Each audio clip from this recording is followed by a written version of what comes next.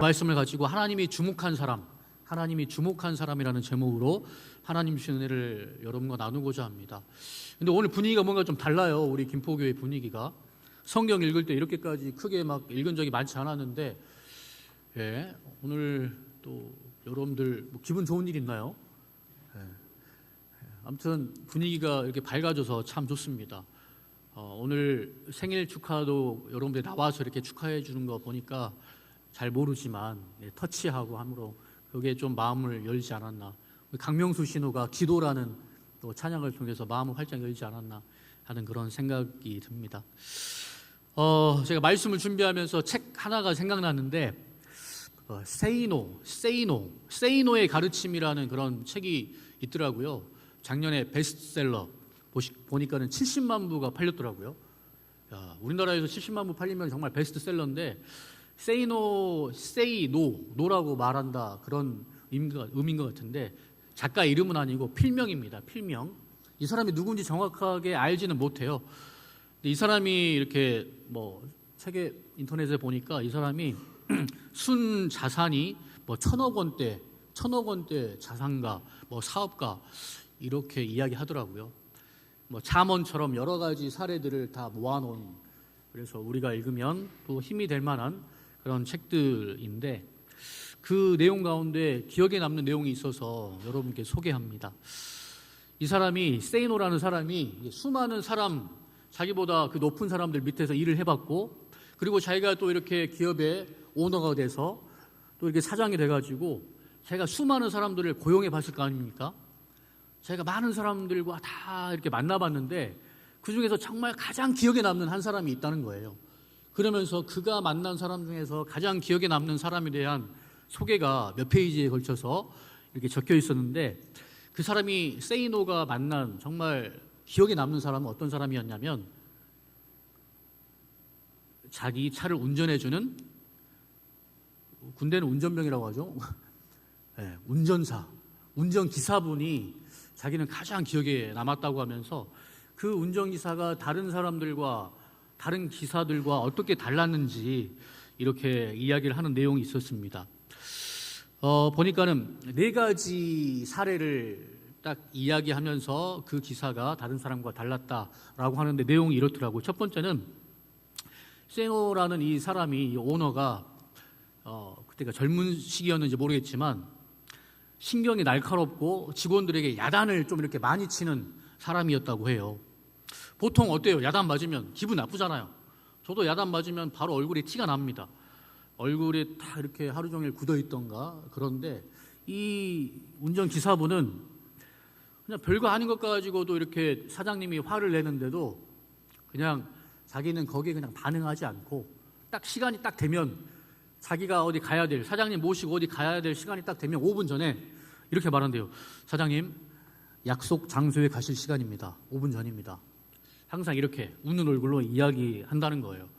화를 내면은 그냥 같이 덩달아서 그냥 기분이 좀 꿍해져 있는 게 보통 사람들의 모습인데, 이 친구는 내가 뭘 해도 그냥 자기만의 페이스를 유지하네? 이런 생각을 했다는 거죠. 두 번째는 운전기사니까, 운전기사들 대부분 어떻습니까? 저도 이렇게 의전이라는 것을 해보고 했지만, 보통 내비게이션 의지해서 많이 하잖아요. 근데 이 사람은 자기가 아는 길이어도 지도를 미리 보고 샛길까지 확인한다는 거예요.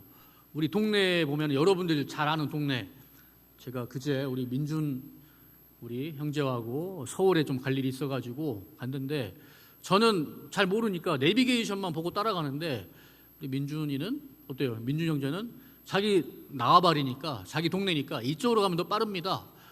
그런 길을 알고 있는 거예요. 마찬가지로 이 기사는 그냥 내비게이션만 따라가는 것이 아니라 지도를 보고 어느 또 샛길이 있는가, 많은 차들이 이용하지 않는 그런 길이 있는가 또 알아보고, 그걸 또 알아본 다음에 사장님한테 이렇게 말한다는 거예요. 사장님, 저 옆골목으로 한번 가보려고 하는데 어떻게 생각하십니까? 네. 이런 의전하는 사람이 있으면 정말 저 같아도 다르다라는 생각이 들 것 같아요. 그랬다는 거예요. 대부분 어때요? 길이 막히면 운전기사들이 보통 어떤 말 합니까? 그냥 길이 막혀가지고 그냥 뭐 어쩔 수 없습니다. 이거는 어쩔 수 없습니다. 이게 그냥 기본적인 마음인데 이 기사는 달랐다는 거죠. 또 세 번째는 어떤 내용이냐면 이제 오후에 비가 온다라는 일기예보가 있잖아요. 그러면 어때요? 비가 온다라고 이렇게 일기예보가 뜨면 그럼 세차 안 해도 되겠다라는 생각을 보통 많이 하잖아요. 근데 이 사람은 오후에 비가 안 올 수도 있다. 비가 안 올 수도 있고 우리 사장님 모시고 어디 가야 되는데 차가 더럽다. 그러면 안 되니까 차라리 뭐 비 오면은 비 와도 오면 오는 거고 안 올 수도 있으니까 내가 모시고 가는 사장님 차는 깨끗이 해놔야 되겠다 해가지고 했다는 거예요. 그것도 완벽하게. 마지막 에피소드를 이야기해 줬는데 이제 뭐 사장님 일 보는 동안 차에서 기다리고 있을 거 아닙니까? 그러면은 보통 사장님이 책을 좋아하니까 책을 읽으라고 주는데 그 책들을 꼬박꼬박 다 읽었다는 거예요. 책을 읽고 뭔가를 배웠다는 것을 또 이렇게 공유하고, 그리고 또 남은 시간에는 뭘 했냐면은 회사에서 자기보다 어린 직원들 이렇게 처음으로 이렇게 회사 와가지고 적응하기 힘든 사람들 있으면 가서 내가 뭐 도와줄까요? 이렇게 이야기를 하는 운전기사. 이 사람을 자기가 가장 기억한다라고 써놨더라고요.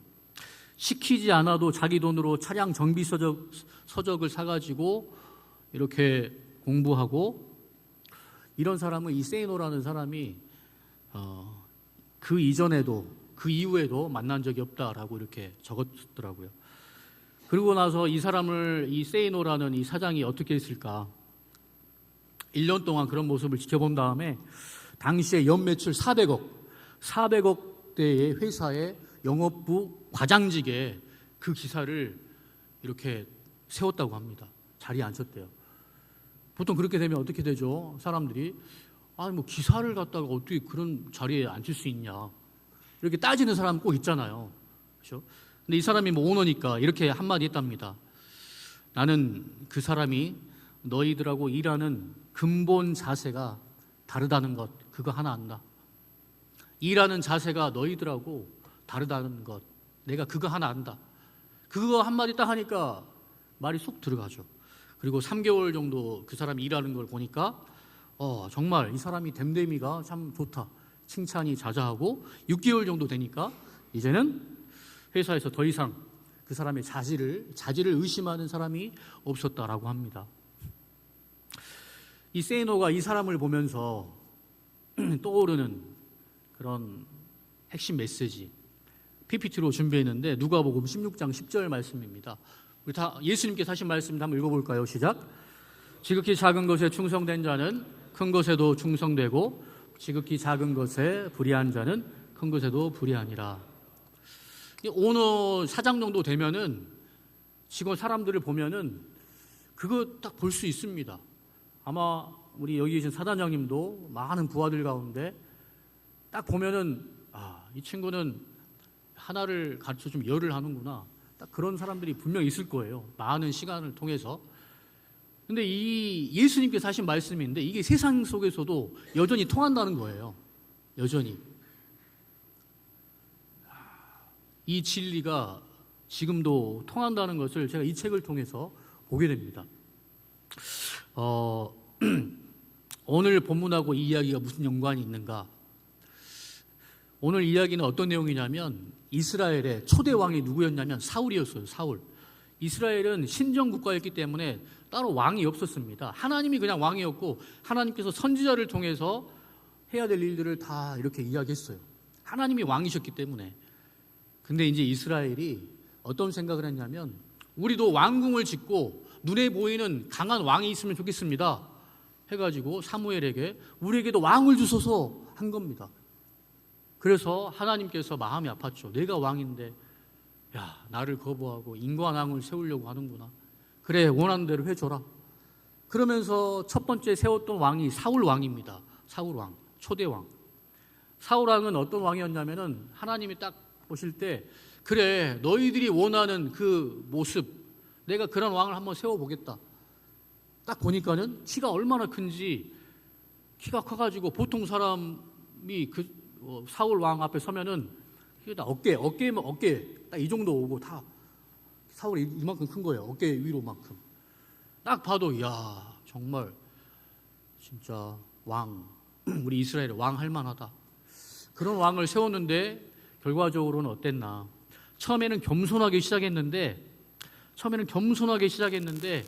말년에는 교만한 왕이 되어버렸습니다. 우리 그런 실패 가운데에서 하나님께서 이제 내가 첫 번째 왕 사울 왕은 너희들이 원하는 스펙의 사람들을 세웠는데 실패했다. 이제는 내가 친히 고를 것이다 해가지고 두 번째 왕을 이렇게 하나님께서 지명하시는 그런 장면이 오늘 본문에 나와요. 여러분 같으면, 여러분이 하나님이라면 어떤 사람을 왕으로 뽑을 것 같습니까? 오늘날 세상의 기준은 어때요? 가문 좋고 스펙 좋고 좋은 학교, 그렇죠? 정말 지적으로 훌륭한 사람, 가문도 좋은 사람, 그런 사람 뽑지 않겠습니까? 근데 오늘 본문에서 하나님은 어떻게 뽑는가? 우리 본문 1절과 2절 말씀, 우리 오늘 본문 1절과 2절 말씀 다 같이 한번 읽어보겠습니다. 시작. 여호와께서 사무엘에게 이르시되 내가 이미 사울을 버려 이스라엘 왕이 되지 못하게 하였거늘 내가 그를 위하여 언제까지 슬퍼하겠느냐? 너는 뿔에 기름을 채워 가지고 가라. 내가 너를 베들레헴 사람 이새에게로 보내리니 이는 내가 그의 아들 중에서 한 왕을 보았느니라 하시는지라. 사무엘이 이르되 내가 어찌 갈 수 있으리이까? 사울이 들으면 나를 죽이리이다 하니 여호와께서 이르시되 너는 암송아지를 끌고 가서 말하기를 내가 여호와께 제사를 드리러 왔다 하고. 사울이 처음에 얼마나 겸손했는지 모릅니다. 사울, 하나님께서 사무엘 선지자를 통해서 사울을 왕으로 세울 때 사무엘 선지자가 사울을 만나요. 하나님께서 너에게 기름 부으시길 원하신다 라고 하니까 사울의 반응이 어땠냐면 사무엘상 9장 21절에 보면, 제가 한번 읽어볼게요. PPT는 준비 안 했는데, 사울이 대답하여 이르되 나는 이스라엘 지파의 가장 작은 지파 베냐민 사람이 아니니까 또 나의 가족은 베냐민 지파 모든 가족 중에 가장 미약하지 아니하나이까 당신이 어찌하여 내게 이같이 말씀하시니까? 내가 속한 이 지파는 베냐민 지파, 가장 인구도 적은 지파고, 또 우리 아버지, 우리 가정은 그 지파 가운데서도 가장 별 볼 일 없는 지파인데 그런 저를 어떻게 왕으로 세웁니까? 이렇게 겸손하게 시작합니다. 그러나 그가 왕으로 쭉 이렇게 있으면서 교만해져 가지고 하나님 자리를 사울 왕이 차지해버려요. 그리고 오죽했으면 사무엘이 사울 왕을 두려워하는 상황이 됩니까? 사무엘, 하나님의 사람 사무엘이 사울을 왕으로 세웠는데 이제는 사울이 하나님보다 높은 위치에 서가지고 사무엘을 죽여버릴 수 있는 상황이 된 거예요. 아이러니. 아주 교만의 극치에 오르게 됐습니다. 하나님을 대적하는 위치에 서게 된 거예요. 하나님은 교만한 자를 대적하시되 겸손한 자에게는 은혜를 주신다고 했는데 너무나 거만하고 교만해가지고 하나님의 말씀이 먹히지 않아요. 오직 선지자만 하나님께 제사를 드릴 수 있는데 사울이 자기가 선지자가 된 것처럼 제사를 지냅니다.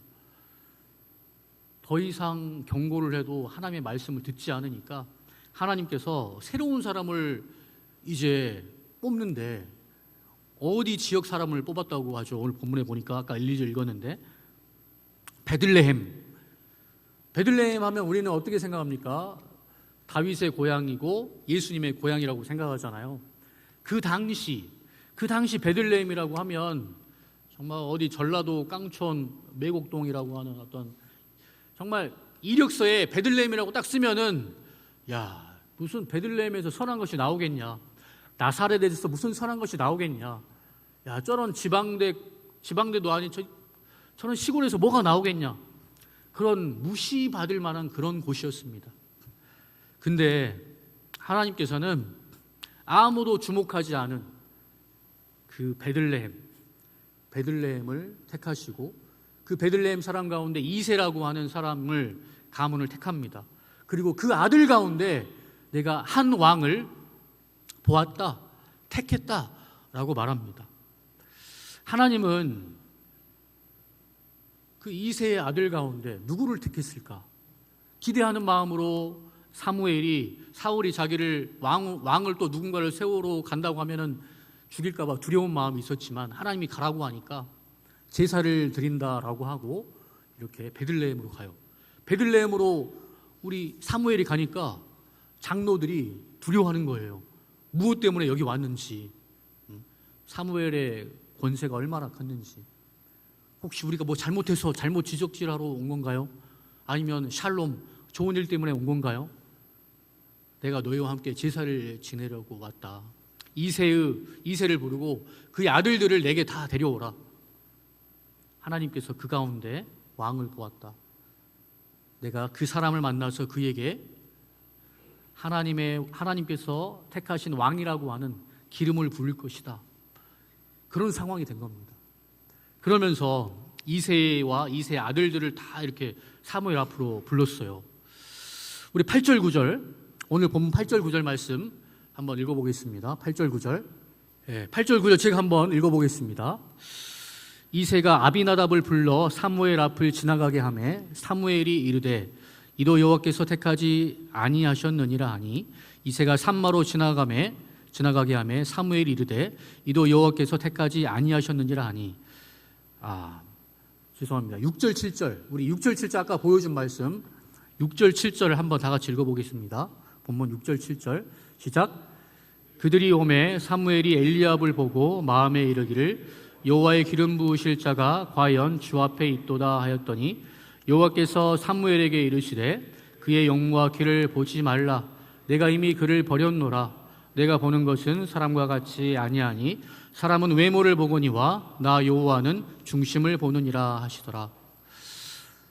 이제 이새의 아들이 7명을 데려왔어요. 7명을 데려왔는데 큰아들이 보니까 엘리압이라는 사람인데 엘리압을 딱 봤을 때 사무엘이 딱 봤을 때 와, 과연 하나님께서 이 엘리압을 왕으로 세우시려고 작정하셨구나.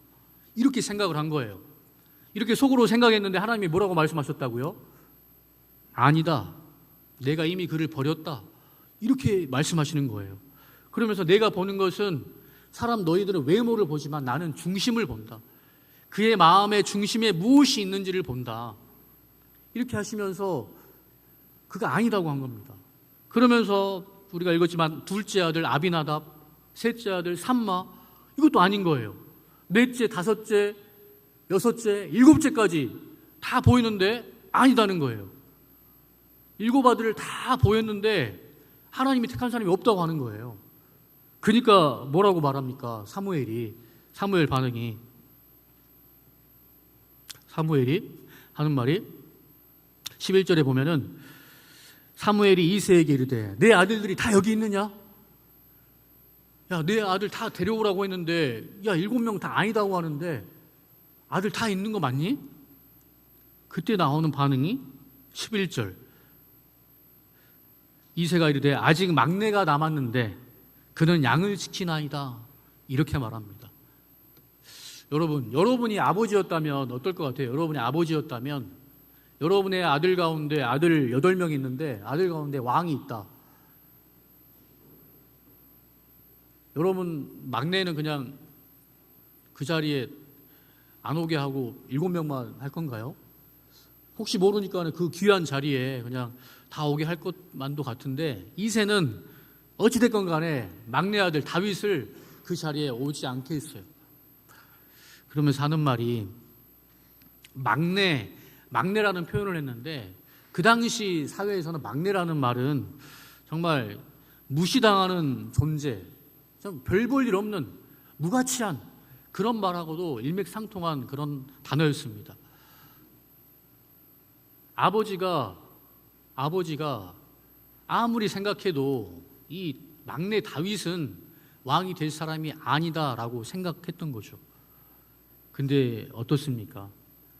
사무엘은 분명히 이새의 아들 가운데 한 왕을 하나님께 택하셨다고 했는데 7명이 아니다고 하니까 그러면 막내 말고 누가 더 있겠어요? 그래서 막내를 데려오라. 그가 오기까지는 자리에 앉지 않겠다. 앉지 아니하겠다.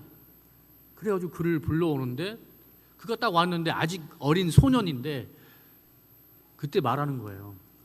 이 사람이 바로 내가 택한 사람이다. 그러면서 기름을 부었다는 이야기입니다. 하나님은 과연 무엇을 보고 다윗을 택했을까? 성경에 나와 있는 그를 택한 근거, 하나님의 주권이겠지만 우리가 유일하게 알 수 있는 그 근거는 뭐냐면 11절에 나온 것처럼 아직 막내가 남았는데 그는 양을 지키나이다. 양을 지키나이다. 이 말씀에 포함되어 있어요. 양을 지키고 있다. 여러분이 만약에 다윗이었다면 어떨 것 같아요? 야, 정말 한 왕을 택한다고 하는데 형들은 다 이렇게 하고 나만 홀로 떨어져 있다. 너무하네. 오늘은 진짜 양도 치기 싫고 그냥 농땡이나 깔란다. 이렇게 생각할 수 있는데 다윗은 그냥 아무도 주목하지 않는 상황이지만 그곳에서 양을 성실하게 지키고 있었던 사람이었다라고 말하는 것입니다. 여러분, 다윗이 양을 지킨다라는 의미에는 어떤 표현이 포함되어 있냐면 PPT로 준비했는데 사무엘상 17장 33절 36절 말씀입니다. 어떤 상황이냐면 이 다윗이 기름 부음을 받고 다윗과 골리앗의 대결, 골리앗하고 싸우려고 하는데 그때 이제 이 다윗이 사울 왕에게 했던 말이에요. 야, 너는 아직 어려서 안 돼. 이 꼬맹이 주제에 너가 무슨 나면서부터 정말 전사로 훈련받은 골리앗과 네가 어떻게 싸우겠느냐. 그때 했던 말인데 한번 읽어보겠습니다. 33, 34 시작. 사울이 다윗에게 이르되 내가 가서 저 블레셋 사람과 싸울 수 없으리니 너는 소년이요 그는 어려서부터 용사임이라. 다윗이 사울에게 말하되 주의 종이 아버지의 양을 지킬 때에 사자나 곰이 와서 양떼에서 새끼를 물어가면 내가 따라가서 그것을 치고, 그 다음에는 35, 36 시작. 내가 따라가서 그것을 치고 그 입에서 새끼를 건져내었고 그것이 일어나 나를 해하고자 하면 내가 그 수염을 잡고 그것을 쳐 죽였나이다. 주의 종이 사자와 곰도 쳤은즉 살아계시는 하나님의 군대를 모욕한 이 할례 받지 않은 블레셋 사람이리이까 그가 그 짐승의 하나와 같이 되리이다. 양을 지키는 자인데 100마리 가운데 한 마리 양이 곰이든 사자든 물어갔다. 보통 사람은 다행이다. 이 99마리 지켜야 되겠다 하잖아요. 근데 다윗의 마음은 한 마리에 있는 거야. 한 마리에. 그 한 마리조차도 아버지 건데 내가 이걸 빼앗길 수 없다. 죽었더라도 내가 시체만은 가져올 것이다. 그래가지고 양하고 곰하고 사자까지 물리쳤다는 거 아닙니까? 그 당시 목자들이 막대기가 있었고 물맷돌, 골리앗과 싸워 죽였던 물맷돌 정말 잘하거든요. 이스라엘 목동들이 지금도 하더라고요. 이렇게 해가지고 딱 던져가지고 하면은 골리앗이 쓰러질 정도면 사자, 곰 그들도 마찬가지죠. 이걸 보면서 다윗에게 있었던 게 무엇인가? 아무도 주목하지 않는 그곳에서 자기에게 주어진 일이 하찮을지라도 그 일에 최선을 다하는 사람이었다. 그리고 양 한 마리의 소중함을 아는 존재였다. 하나님께서 중심을 보신다고 했는데 다윗의 무엇을 보았겠는가? 바로 지극히 작은 일에 충성하는 마음, 그리고 아주 작은 양 한 마리일지라도 소중히 여기는 그 마음. 하나님께서는 그 중심을 보시고 다윗을 세우셨다라고 말합니다. 부모님조차도 그를 인정하지 않았는데 하나님은 그걸 본 거예요. 조아리의 창이라는 그런 개념이 있는데 심리학에 보면 PPT 사진 보면은 1955년에 조셉 프루프트, 해리 잉햄이라는 심리학자가 만든 개념이거든요. 여기 보면은 4개의 창이 있습니다. 보면은 열린 창, 자신도 알고 타인도 아는 영역이 있죠. 나도 알고 타인도 아는 영역. 그리고 숨겨진 창, 숨겨진 창은 자신은 알고 타인은 모르는 영역, 나만 아는 영역. 그리고 보이지 않는 창, 자신도 모르고 자신은 모르지만 타인은 아는 영역. 그리고 미지의창이라는 영역이 있는데 여기는 자신도 모르고 타인도 모르는 영역. 하나님은 이 미지의 영역, 다윗에게 있어 부모도 모르고 형들도 몰라봤는데 다윗도 몰라봤는데 이 미지의 영역은 하나님만이 보실 수 있는 영역이라고 할 수 있는데 하나님께서는 이 다윗을 보고 어린 목동을 보고 장차 온 이스라엘을 다스릴 수 있는 그런 왕의 모습을 본 것입니다. 저는 저와 여러분들이 우리 김포교회 2024년 표를 뭘로 할까 하다가 작은 일에도 충성이라고 이렇게 적었어요. 작은 일에도 충성. 저는 저와 여러분들이 군생활 하면서 또 사회생활 하면서 이런 다윗의 마음을 가질 수 있으면 좋겠다라는 말씀으로 결론을 맺고 싶습니다. 여러분들이 맡고 있는 직책, 직분이 있을 겁니다. 우리 해병대 이사단의 주요 임무 인터넷에 보니까 수도 서울 서측방 절대 사수, 그죠?